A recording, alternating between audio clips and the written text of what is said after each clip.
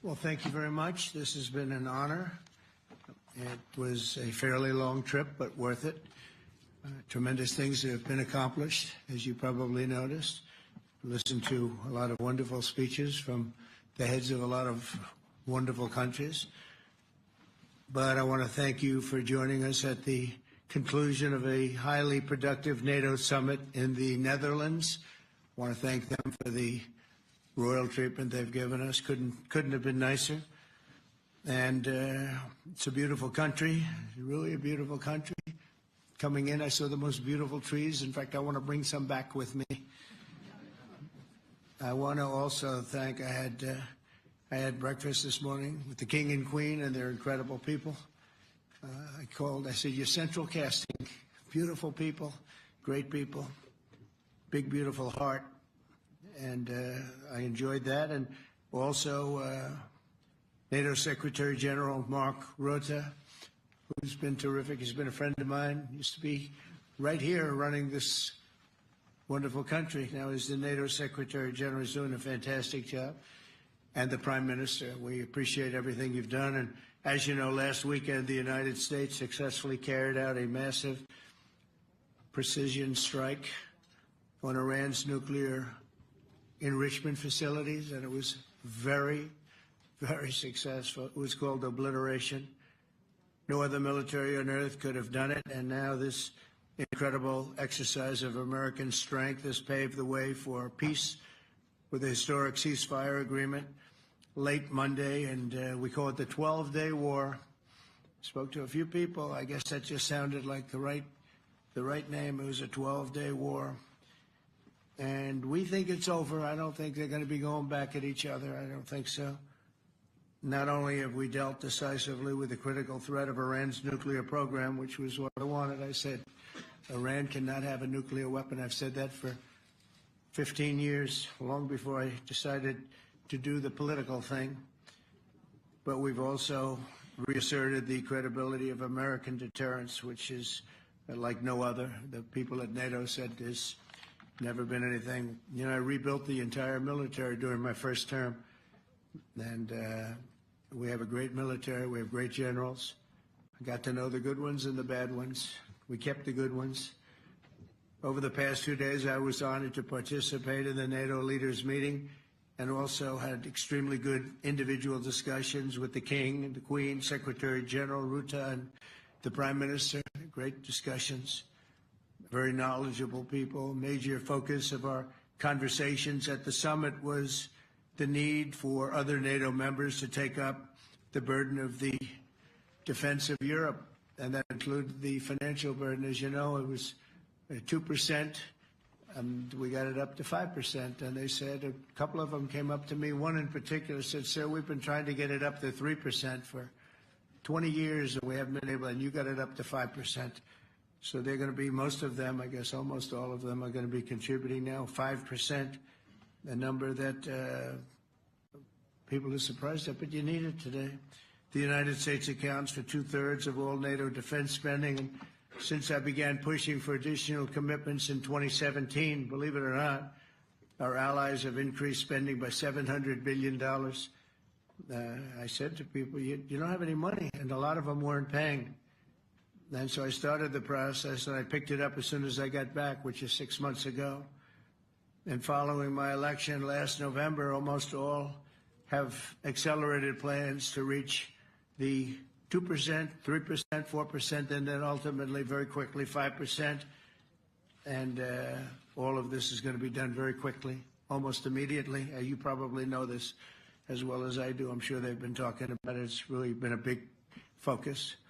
In a very historic milestone this week, the NATO allies committed to dramatically increase their defense spending to that 5% of GDP, something that no one really thought possible. And they said, you did it, sir, you did it. Well, I don't know if I did it, but I think I did. This will be known as the Hague defense commitment, which is pretty good, pretty appropriate. When the allies reach this number, it will add more than $1 trillion a year. Think of that, $1 trillion per year to our common defense. And this is a monument really to victory, but it's a monumental win for the United States, because we were carrying much more than our fair share. It was quite unfair, actually. But this is a big win for Europe and for actually Western civilization. For years, past administrations failed to get most allies to contribute even the 2%. I remember when I came here, we had 4 countries that were up to 2%, and I remember Poland was there. A couple of them were there, and but most of them were. We had 28 at the time. As you know, it's increased a little bit, and they've agreed now to more than double their budgets in all cases.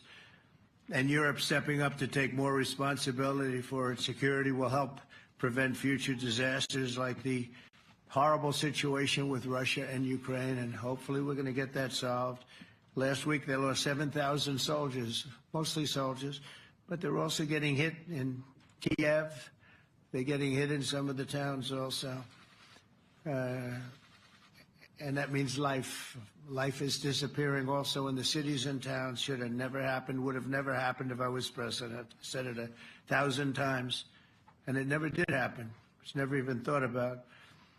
But it's vital that this additional money be spent on very serious military hardware, not bureaucracy, and hopefully that hardware is going to be made in America, because we have the best hardware in the world. You saw that, where 14 missiles were shot at us the other day. And they were very nice. They gave us warning. They said, we're going to shoot them. Is 1 o'clock okay? They said, it's fine. And everybody was emptied off the base, so they couldn't get hurt except for the gunners. They call them the gunners. And out of 14 high-end missiles that were shot at the base in Qatar, all 14, as you know, were shot down by our equipment. Amazing stuff. Amazing that they can do. It's like shooting a bullet with a bullet. It's the same thing if you think about it. 14 out of 14, and they weren't even that surprised. I said, do you do that well often? They say, we pretty much do, sir. The Ukraine crisis has also highlighted the urgency of rebuilding our defense industrial base, both in the United States and among the allied nations. We cannot afford to be dependent on foreign adversaries for critical minerals. And as you know, we made a deal with Ukraine to take a vast amount of the land they have for minerals. We need it. And once again, I want to thank all of the people in the Netherlands, incredible people. It's a great place. And all of the NATO allies for the tremendous summit that we just had. A letter just came in, and a statement came in from the Atomic Energy Commission of Israel. And I just wanted, this is an official letter, and they're very serious people, as you know. The devastating U.S. strike on Fordo destroyed the site's critical infrastructure and rendered the enrichment facility totally inoperable. It was devastated. We assess that the American strikes on Iran's nuclear facilities has set back Iran's ability to develop nuclear weapons for many years to come. This achievement can continue indefinitely if Iran does not get access to nuclear material, which it won't. It's so sad that that whole thing had to go. But I just want to thank our pilots. You know, they were maligned and treated very bad, demeaned by fake news CNN, which is back there, believe it or not, wasting time, wasting it. Nobody's watching them, so they're just wasting a lot of time, wasting my time. And the New York Times, they put out a story that, well, maybe they were hit, but it wasn't bad. Well, it was so bad that they ended the war. It ended the war. Somebody said in a certain way, you know, that it was so devastating, actually.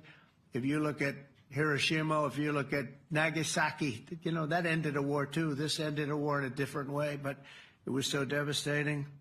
Also, they have, out of Dubai, just came that Iran's foreign ministry spokesman, this is Iran's foreign ministry, says its nuclear installations were very badly damaged by the American strike. So what bothered me about these reports with fake reports put out by the New York Times, failing, I call it the failing New York Times because it's doing terribly. Without me, it would be doing no business at all.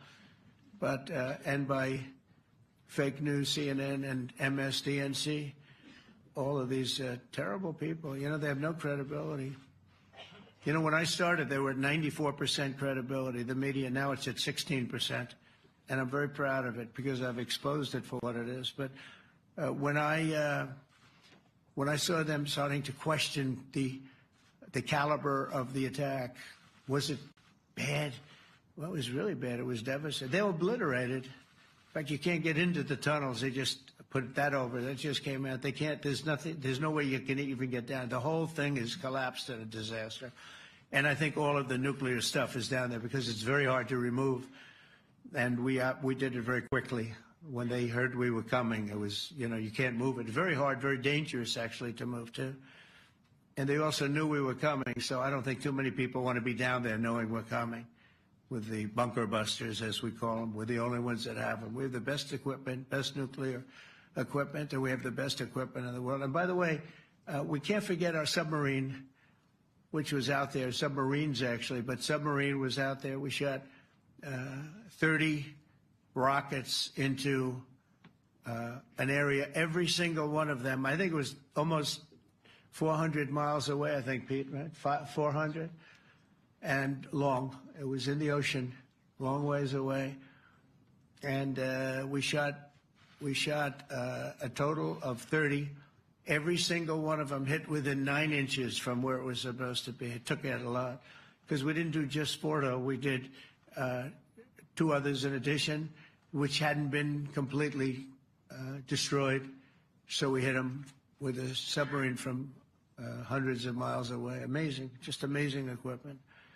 Greatest submarines in the world. Nobody's even close. They're 20 years behind us when it comes to submarine technology. So that's one, and the other was from the Atomic Energy Commission, and they have about 3 or 4 of them now coming in from Atomic Energy Commissions from various places. But the one that we have that just came out, we released it a little while ago, was from the Israeli Atomic Energy Commission, but numerous of them are getting to see the site, and the site has been demolished. And again, we had these brave patriots, these incredible flyers, these people that can fly a plane better than anybody can fly a plane, going into very hostile territory, flying into the territory that has got more missiles and things pointed at it. But it was very stealth. They didn't get to see it. It was dark. That's the amazing thing about the shots. They hit the shots perfectly, and yet it was dead dark. There was no moon. There was no light. It was virtually moonless. It was very dark, and the shots were hit perfectly. But when they get demeaned, and they were very upset about it because they knew how strong it would be. Back in Missouri, the pilots flew about 36 hours, 2 ways, far distance, and in those incredible B-2s. And we then had the F-22s, and we had the F-35s, and we had other planes, and we had, I think, a total of 52 tankers. That means the big tankers, because the refueling was a lot for all of the different planes that we sent. Incredible operation, and I have to say, General Raisin Kane was incredible. That's why he beat ISIS, and we beat ISIS in a matter of weeks. I was told it would take 4 to 5 years. We did it in a few weeks.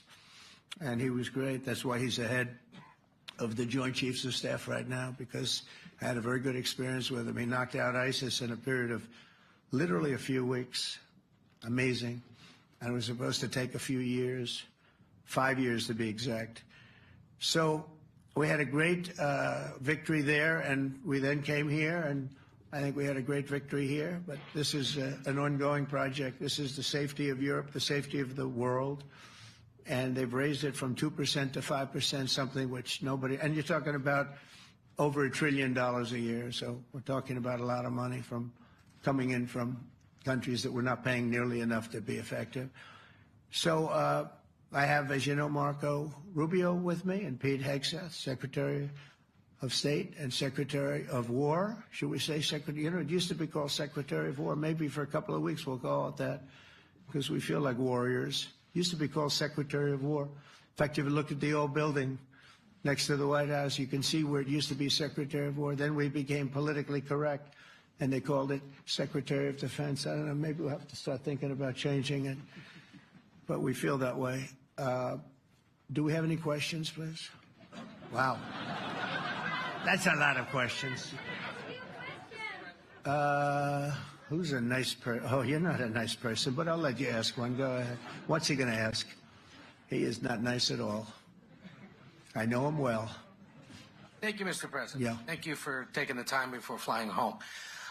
You just said you believe the conflict between Israel and Iran is over. What makes you so confident it is? And what do you do if it isn't? Because I dealt with both, and they're both tired, exhausted.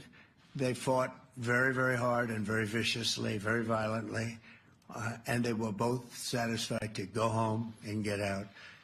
And can it start again? I guess someday it can. It could maybe start soon. I think a big telltale sign was when, as you know, Iran somewhat, by not much, violated the ceasefire, and Israel had the planes going out that morning, and there were a lot of them, 52 of them. And I said, you got to get them back. And they brought them back. They didn't do anything. They brought them back. It was very good. I thought it was amazing, actually. They have fought a hell of a war. They fought very hard. I think the war ended, actually, when we hit the various nuclear sites with the planes. And I just hope you people can give these pilots, these are the best pilots in the world. They're the best shots in the world. They call them shots. That's what they are. And wait a minute. And I just hope you can give them the respect they deserve, because they came home to fake news. And like, oh, gee, there was hardly any damage. The things are decimated. So, but I think, no, I think they're very much finished. I think Israel's going to get back to doing what they do. And I think that Iran's going to get back. You know, Iran has a huge advantage. They have great oil, and they can do things. I don't see them getting back involved in the nuclear business anymore. I think they've had it. They've been at it for 20 years, and I don't see that happening either. Now, if it does, we're always there. It won't be me. It'll be somebody else, but we're there. We'll have to do something about it. Yes, please, go ahead. Go ahead. Oh, fake news, CNN? Oh, yeah, here we go. Wait till you hear this question. You should really say how great our soldiers and our warriors are. I think everyone appreciates our soldiers and our warriors. I do have two questions for you, Mr. President. You just cited Israeli intelligence on these attacks. Earlier, you said U.S. intelligence was inconclusive. Are you relying on Israeli intelligence for your assessment of the impact of the strikes? No, this is also Iran made the statement. And it's also, if you read the document that was given that Pete can talk about if you'd like, the document said it could be very severe damage. But they didn't take that. They said it could be limited or it could be very severe. They really didn't know, other than to say it could be limited or it could be very, very severe. And you didn't choose to put that because it was very early after. Since then, we've collected additional intelligence. We've also spoken to people who have seen the site, and the site is obliterated. And we think everything nuclear is down there. They didn't take it out. Okay, question? Please, go ahead. Go ahead. Yeah, blue dress.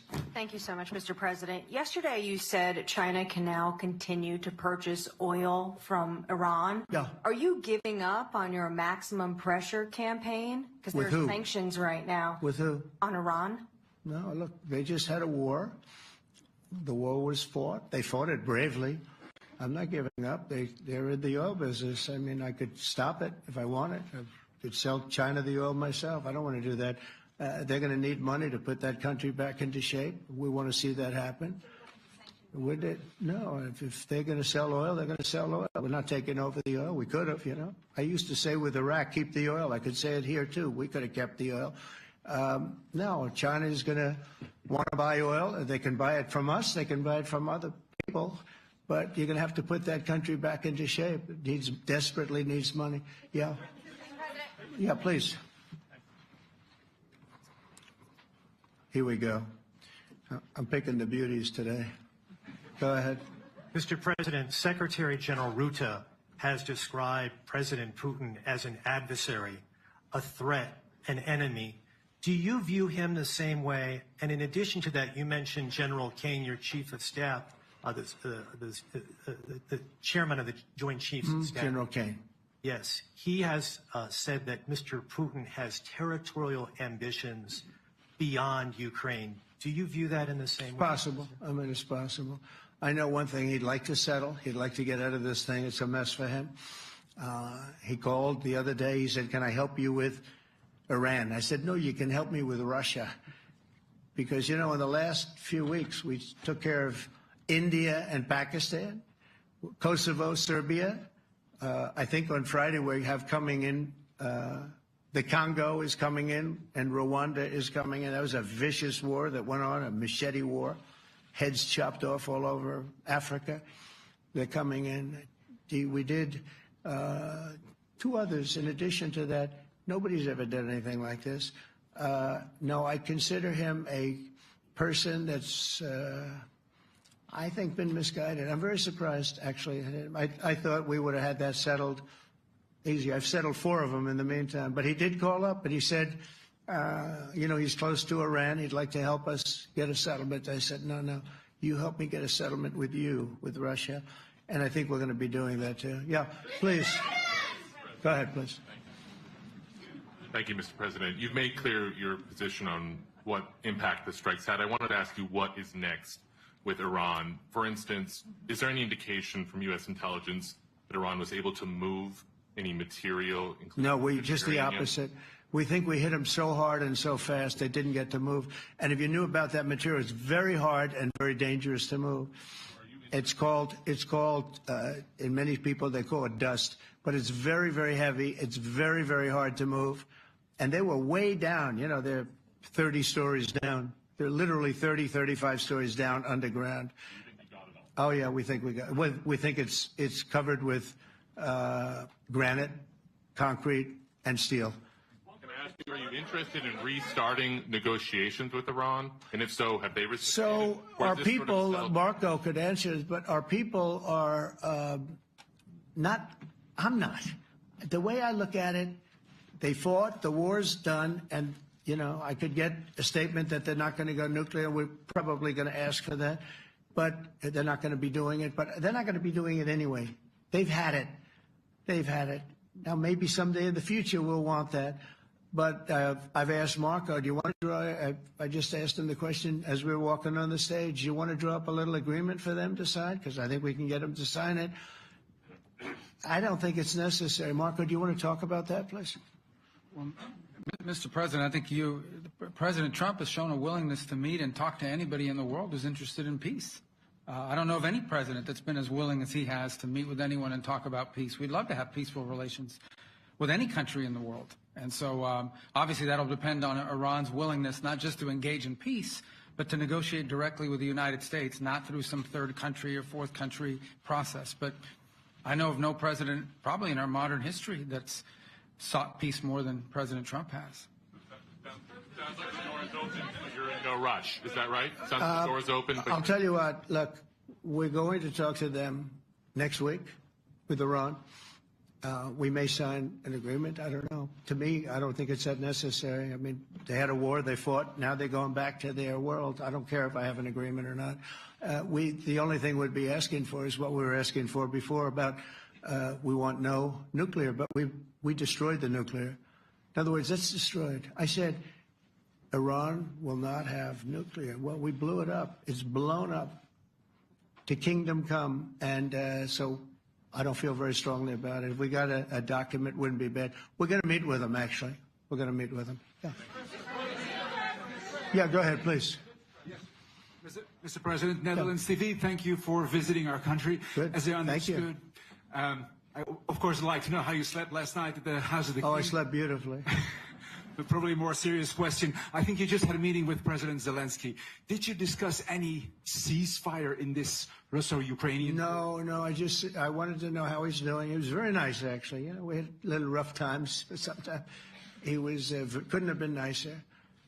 I think he'd like to see an end to this. I do. I think what I took from the meeting couldn't have been nicer, actually. But I took from the meeting that he'd like to see it end. I think it's a great time to end it. I'm going to speak to Vladimir Putin and see if we can get it ended. But look, these are brave people. They're fighting these wars all over the place. You know, last week they had, I guess, I told you, close to 7,000 young soldiers, Russian and Ukrainian soldiers were killed, 7,000 in 1 week. It's crazy. It's crazy. So I'll be speaking to Putin. No, I had a good meeting with with Zelensky, and I had a lot of good meetings. We had a lot of good meetings with a lot of people, a lot of great leaders. But he's fighting a brave battle. It's a tough battle. Yeah. Go ahead, white dress. Thank you. Ida Hallikainen from Finland, Ilta-Sanomat. Good. You have played golf with President Alexander Stubb. How do you see Finland as a NATO ally and partner, and how would you describe your relationship with our president? Well, he's a very good golfer, okay? In fact, he was on his college golf team. He went to a good college in the South, as you know, a very good college, and he was a good golfer. We had a good time. I think my relationship's great. I want to buy icebreakers. You know, you're very good at icebreakers. And I actually made him an offer. I didn't go to Congress. They'll try and impeach me for this. But there's an old, it's not old, it's fairly new, but it's used icebreaker. And I offered him about 1/3 of what he asked for. But we're negotiating. We need icebreakers in the U.S. And if we can get some inexpensively, I'd like to do that. Actually, they'll fix it up, make it good. Also, we may buy some icebreakers. You know, you're the king of icebreakers, that particular country. They make them good. They make them really good, and they know what they're doing. And so we're negotiating with them for about 15 different icebreakers. But one of them is available now. It's old, and it's, old. It's like 5-6 years old. Now we're trying to buy it. I'm trying to make a good deal. That's all I do my whole life. My whole life, that's all I do is make deals. Yeah, please. Go ahead. Sir, go ahead. Yeah, a question for NewsHour, Dutch TV. First of all, on Article 5, on your way here, you spoke about the commitment of the U.S. to Article 5, saying, I'll give you my definition once we're here. Yeah. What is your definition, and may the U.S. commitment to Article 5 change in case some of the NATO members do not reach the threshold that was discussed today? My second question is following up on a colleague on Iran. What intel reports do say that everything over there was obliterated? Yeah, well, there are numerous of those reports, and they're coming out fast and furious. But the most respected ones we've already seen. And I will say that on a very confidential basis, they're looking at the reports, like numerous reports, and including people going to the site and checking the site. And they're going to be having, I guess you're going to be having over the next couple of days a full, you're going to encapsulate it. But no, the site was obliterated, just like I said it was, and just like the pilots should be given credit for. As far as Article 5, look, when I came here because it was something I'm supposed to be doing, but I left here a little bit differently. I said, I watched the heads of these countries get up, and the love and the passion that they showed for their country was unbelievable. I've never seen quite anything like it. They want to protect their country, and they need the United States. And without the United States, it's not going to be the same. And you can ask Mark, or you can ask any of the people that were there. It was really moving to see it. They love their country. They were so respectful of me because I'm the head of the United States. And I made, the King of Saudi Arabia, when I was in the Middle East, so I was in Qatar for a different reason, not a reason to get shot at. We were in there for economic development reasons, Qatar, UAE, and Saudi Arabia. All three leaders of those countries, and we took back $5.1 trillion into the United States. All three leaders said, you're presiding over the hottest country in the world. The United States right now is the hottest country. Everybody wants to be there. Everybody wants a piece of it. He said, a year ago, your country was dead. You had a deadhead running it. You had a country that was dead, and it was dead. You had people pouring through the borders. You had inflation. You had everything. He said, you've made it in 5 months at that time. You've made it the hottest country. This is the hottest country in the world. The United States right now is the hottest country in the world.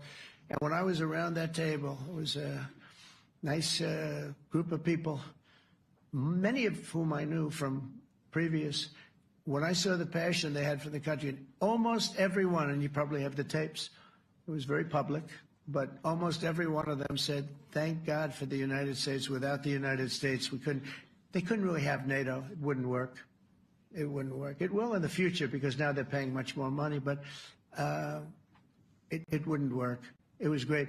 And I left here differently. I left here saying that these people really love their countries. It's not a ripoff. And we're here to help them protect their country. Okay, we'll do one or two more. Thank you, Mr. President. Yeah. A question on Spain. Are you satisfied with today? Oh, I think Spain's terrible what they've done. No, I do. They're the only country that won't pay the full up. They want to stay at 2%. I think it's terrible. And, you know, they're doing very well. The economy is very well. And that economy could be blown right out of the water with something bad happening. You know, Spain is the only country that... Are you from Spain? Yeah. Good. Congratulations. You're the only country that is not paying. I don't know what the problem is. I think it's too bad.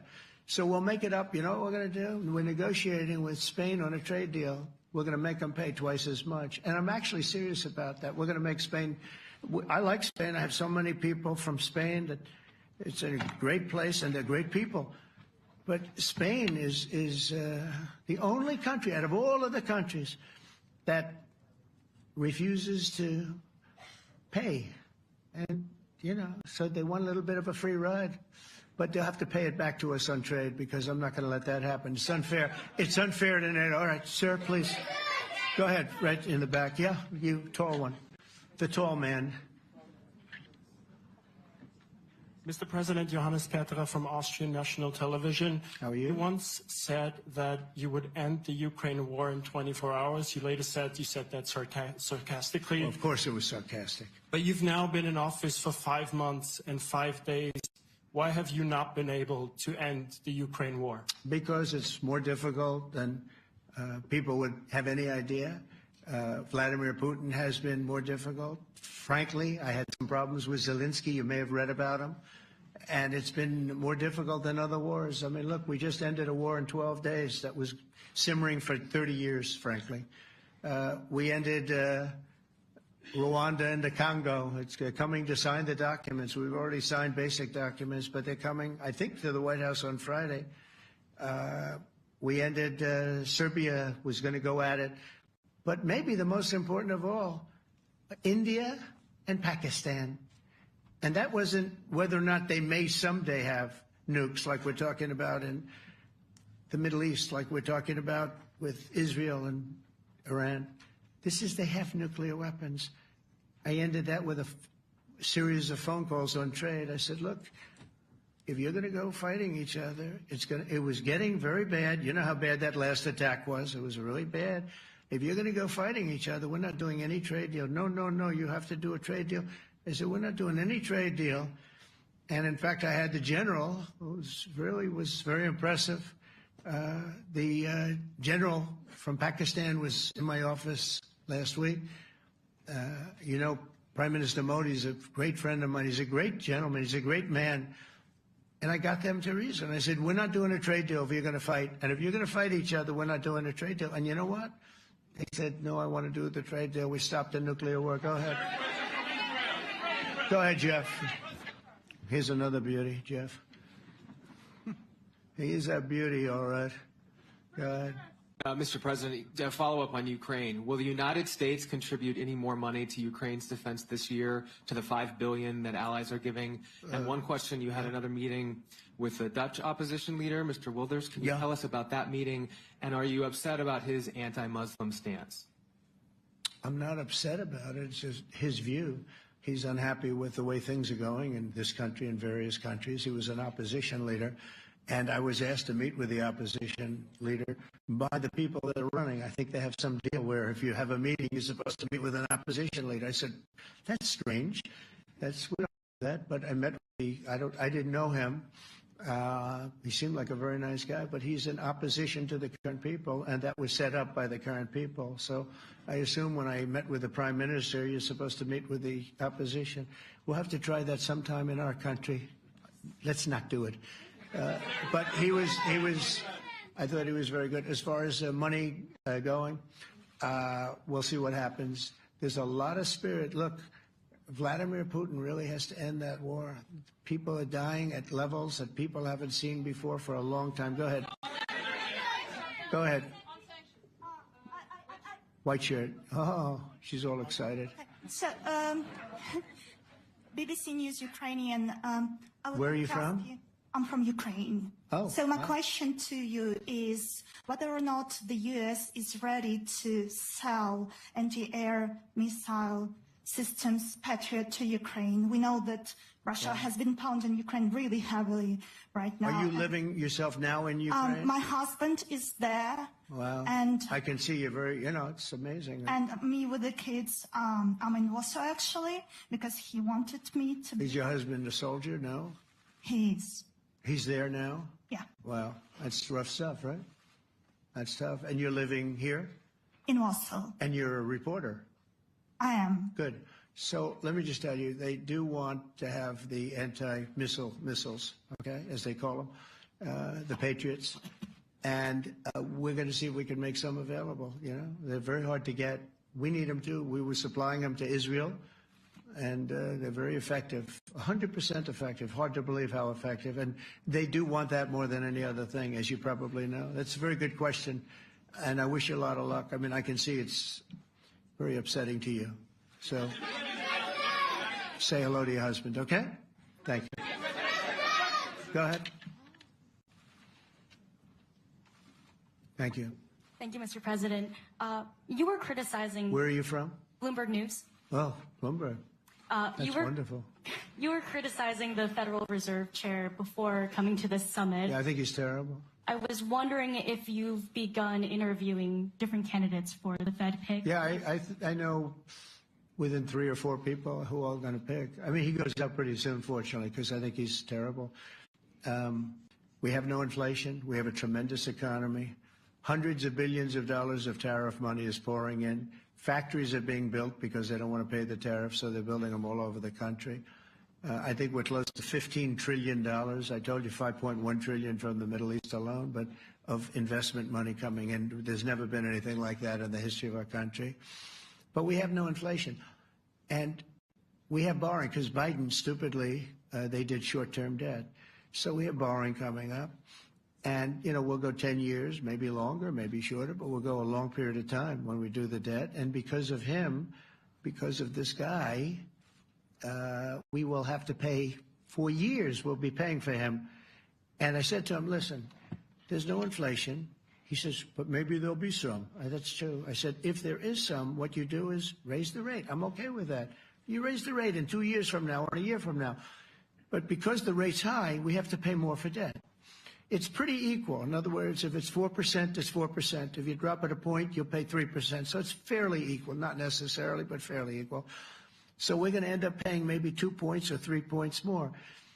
3 points would be about $900 billion a year because of this very average mentally person. He's an average mentally person. I'd say low in terms of what he does, low IQ for what he does, okay? Wait, so instead of paying $900 billion, we don't want to pay 900 just because he doesn't want to lower the rate. I said, if there's inflation in 2 years or 3 years or 1 year from now, you raise the rate and you take care of the inflation, among other things. But he's probably a very political guy, I guess. I don't know. I think he's a very stupid person, actually. All right, one more. Let's go. How about you? Go ahead. She looks so happy and everything. Thank you. So I picked her. I'm from Spain, too. I'm Ana Buch from La Vanguardia. I wanted to know if... You're where from? Spain, too. I wanted to know if you want to... That's the Spain corner right there. Shouldn't have said that. That's okay. I do like Spain, by the way. I think it's unfair that they're not paying, but go ahead. Are you going to negotiate directly with Spain about... I'm going to negotiate directly with Spain. I'm going to do it myself. They're going to pay. They'll pay more money this way. You should tell them to go back and pay. You're a reporter? You tell them to go back. They ought to join all of those countries that are paying 5%. Spain's going to be just about the only one that's not. They were the most hostile toward doing it. It just doesn't make sense to me. Okay. All right, Kelly, go ahead. Here we go. There's another one. Hello, sir. Thank you We got them all today. Okay. So, Mr. President, you talked about expecting some on-the-ground assessments at Fordo and other sites. Now Is that Israeli and U.S.? It's been obliterated, Kelly. It's been What is your message then, sir, to the intelligence community when they present reports? You're not disputing the DIA report. You're just... They presented a report that wasn't finished. We're talking about something that took place 3 days ago. I understand. That's the report was done 2 days ago. Wait a minute. Yes. They didn't see it. All they can do is take a guess. Now, if you take a look at the pictures, if you take a look how it's all blackened, you know the fire and brimstone is all underground because it's granite and it's all underground. You don't show it. But even there, with all of that being said, the whole area for 75 yards around the hole where it hit is black with fire. The group that's run by this gentleman, in fact, you may want to talk about it for a second because we're going to issue a report. And I think it's not even a very exciting report at this point. It's been obliterated, totally obliterated. And they did a report, but it was like, if you look at the dates, it's just a few days after it happened. Sir. So they didn't see it. They said it may be very severe. Understood. Do you have a message for the intelligence community, though, in terms of unvarnished information getting to you, that it's not... I don't really have a message. I would say issue the report when you know what happened. I wouldn't say that it could be severe or maybe not. They use the word severe. It could be severe or maybe it's not. So people like you picked up and said, oh, it's not severe. No, the report was not a complete report. Yeah, the message was probably wait till you know the answer before you... And sir, did you not have a public component to your Zelensky meeting for a tactical reason with President Putin? Let him answer this. Hello, Mr. Secretary. Yeah. There's a reason the president calls out fake news for what it is. These pilots, these refuelers, these fighters, these air defenders, the skill and the courage it took to go into enemy territory flying 36 hours on behalf of the American people and the world to take out a nuclear program is beyond what anyone in this audience can fathom. And then the instinct of CNN, the instinct of the New York Times is to try to find a way to spin it for their own political reasons to try to hurt President Trump or our country. They don't care what the troops think. They don't care what the world thinks. They want to spin it to try to make him look bad based on a leak. Of course, we've all seen plenty of leakers. And what do leakers do? They have agendas.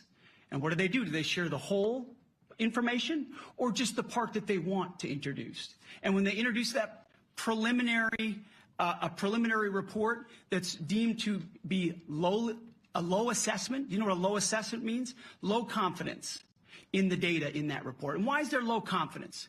Because all of the evidence of what was just bombed by 12 30,000-pound bombs is buried under a mountain, devastated and obliterated. So if you want to make an assessment of what happened at Fordo, you better get a big shovel and go really deep because Iran's nuclear program is obliterated. And somebody somewhere is trying to leak something to say, oh, with low confidence, we think maybe it's moderate. Those that dropped the bombs precisely in the right place know exactly what happened when that exploded. And you know who else knows? Iran. That's why they came to the table right away, because their nuclear capabilities have been set back beyond what they thought were possible because of the courage of a commander-in-chief who led our troops, despite what the fake news wants to say. But you're not disputing the report said what it said, even though it was initial.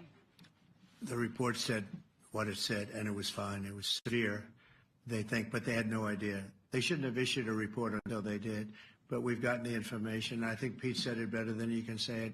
And, you know, you should be proud, you, especially you, should be proud of those pilots, and you shouldn't be trying to demean them. No, those pilots flew at great risk, a big chance that they'd never come back home and see their husbands or their wives. Let me just tell you, you and NBC, fake news, which is one of the worst, and CNN, New York Times, they're all bad. They're sick. There's something wrong with them. But you know what? You should be praising those people instead of trying to find some. By getting me, by trying to go and get me, you're hurting those people. They were devastated. You know, I got a call from Missouri, great state, that I won 3 times by a lot. And I got a call that the pilots and the people on the plane were devastated because they were trying to minimize the attack. And they all said it was hit. But we don't think it was really maybe hit that badly. And they were devastated. They put their lives on the line, and then they have, and I'm not referring to you, but real scum come out and write reports that are as negative as they could possibly be. It should be the opposite.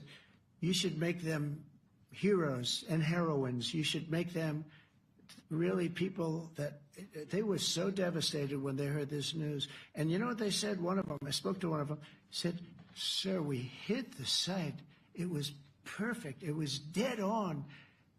Because they don't understand fake news, because they have a normal life, except they have to fly very big, very fast planes. But it's a shame. You should be making them heroes. All right, in the back. Go ahead, back, white, yeah. White jacket, yeah. Go ahead, give me a mic. Hello. Deborah Haynes from Sky News. Good. Mark Rutte, the NATO chief, who is your friend, he called you daddy earlier. Do you regard your NATO allies as kind of children? No, he likes me. I think he likes me. If he doesn't, I'll let you know. I'll come back and I'll hit him hard, okay? No? He did it very affectionate. Daddy, you're my daddy. Do you regard your NATO allies, though, as kind of like children, and they're obviously listening to you and they're spending more, and you're obviously appreciative of that, but do you hope that actually they're going to be able to defend themselves, defend Europe on their own? I think they need help a little bit at the beginning, and I think they'll be able to, and I think they're going to remember this day. And this was a big day for NATO. You know, this was a very big day. They took it. One of the gentlemen said, "You know what? We've been trying to raise money raise the rate for 30 years," he said, 20 years, from almost the beginning. And he's been there for a long time. He said, "Until you came along, it never happened. What you did is amazing." It's been sort of an amazing day for a lot of reasons, but also for that. Yeah, go ahead. Do you think they can do it without you, though, in the future? Can they do it without Well, ask Mark. States? I mean, you have to ask Mark, okay? So we're heading back. We're heading back. I want to thank these two gentlemen behind me. They're incredible people, both of them. They've done a fantastic job. And Susie's in the front, and she's done great. And Monica, thank you very much. It was quite an exciting time. And we're going to be heading back. We'll be back soon, and we'll see you in Washington, D.C. Remember this, we have the hottest country anywhere in the world. Thank you very much, everybody. Thank you.